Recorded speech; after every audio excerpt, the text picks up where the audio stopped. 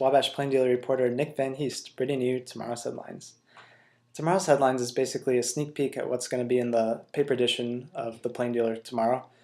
You can also access our articles online at www.wabashplaindealer.com.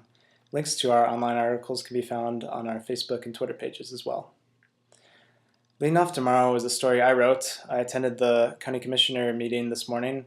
After nearly a month off, the commissioners finally met again. They had about a month off due to Christmas break and then the inclement weather last week. And they tackled a variety of issues. First of all, they opened two bids for countywide reassessment, which would take a look at buildings and properties in the county just to make sure all the records are accurate.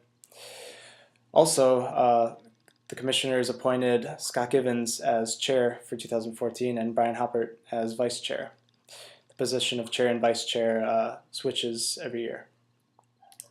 Second article tomorrow comes from reporter Eric Seaman, who spoke to several teachers and superintendents of Wabash County schools on how it was going being back in school after having the entire week last week canceled due to the weather and the road conditions.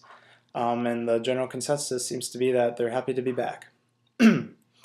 Next article tomorrow comes from managing editor Joe Slashin, who gave a quick preview of an economic forum which will be in Wabash County on January 28th. The forum will be sponsored by First Merchants Bank and the County Chamber of Commerce, and will include a variety of speakers talking about local finances and economics. So if you're interested in that, you might want to think about registering for that.